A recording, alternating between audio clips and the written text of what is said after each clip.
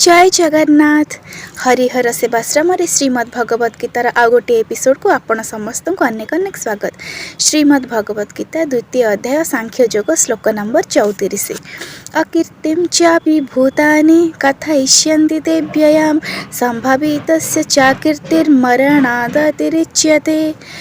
भगवान श्रीकृष्ण यही श्लोकटी अर्जुन को बुझाऊँच समस्त प्राणी मध्य तुमर अक्षय अपकीर्ति गान करेंगे। यही अपकीर्ति सम्मानित मनुष्य मृत्यु ठारू मध्य अधिक दुखदायी होता है। यह पूर्व श्लोक भगवान श्रीकृष्ण अर्जुन को बुझे जे तुम्हें यही युद्ध न करने द्वारा निज कर्तव्य न करने द्वारा पाप भागी हेब बा नर्क को जीव स्वर्ग को जीवा परिवर्ते। एवं यही श्लोक बुझे जे समस्ते तुम्हें निज कर्तव्य विरत हवा द्वारा तुम अपकीर्ति गान करेंगे। केवल वर्तमान नुहे जेपर्यंत संसार थी ये महावीर अर्जुन जे निज कर्तव्य विरत होते एपरी कही तुम अपकीर्ति गान करेंगे। यह भगवान अर्जुन को ये कहते कारण भगवान चाहते जे अर्जुन निज कर्तव्य करंतु बोली। भगवान आमको इस संसार रे मनुष्य करके जन्म देइचंती आउ आम पई कर्तव्य निर्धारण करचंती एइथिपई जे मनुष्य हिसाब रे तांको सृष्टि को सुरखुर रे आगु को चलेबा पई आमे निज कर्तव्य करू बोली। सेथिपई भगवान श्री कृष्ण अर्जुन को बारंबार प्रवर्ताउचंती जे तुमे निज कर्तव्य कर। कोनोसी कर्म करि सारिबा परे तार फलाफल कौन हबो कि लोक माने आमको कौन कहिबे आमे जो काम करूचे यही सब चिंतार विषय नुहे केबे भी नुहे। किंतु प्रत्येक व्यक्ति मन रे कोठी ना कोठी भय निश्चय थाए जे लोके कौन कहिबे तार ही ताकू ही उदाहरण भाव में नहीं केमिति अर्जुन को निज कर्तव्य करंतु बोली प्रवर्ताइबा पई भगवान श्रीकृष्ण तांको ये सब भय देखैचंती जे लोक माने तुमर निंदा करिवे तुम्हें नर्कगामी हेबो तुम्हें पाप भागी हेबो। आमको जहाँ भी ठीक लगे आम जीवन रे ताहा आमे करिबा दरकार। एहा द्वारा ही तो आमे सुखरे रहू। किंतु जोठी भगवान ही निजे आमको मार्ग देखेबे जे तुम्हें निज कर्तव्य कर बोली सेठु जदि आमे विरत हबा ताहले आमे निजर तो क्षति करिबा ही करिबा समाज तो क्षति करिबा भी ता भगवान को मन रे बहुत दुख दबा। ठीक कहली ना।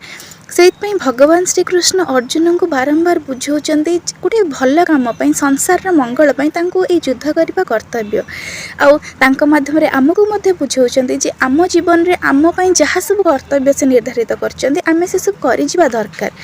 जो भी आमको लगुच भय लगुच आमको कौन से कम कला बेलू आम बुझी नवा जे से कम करने ना आम विवेक आमको स्वीकृति दूची ना भगवान चाहते ना तो आम कर्तव्यर अंतर्भुक्त। जमती कि स्मोकिंग करवा निशा द्रव्य सेवन करवा मिछ कहवा भूल रे कहार क्षति करने यही सब कला पूर्व आम चारिआडे देखी था कारण आमको कोठी ना कोठी भय लगे जे आम भूल करुचे बोली।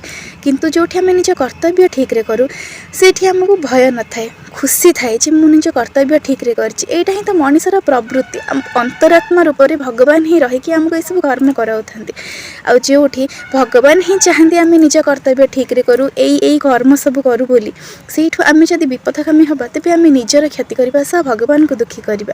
आउ अर्जुन को मध्य भगवान केवल संसार मंगल ही से यही युद्ध को निज कर्तव्य भावी करंतु बोली प्रवर्ताउचंती।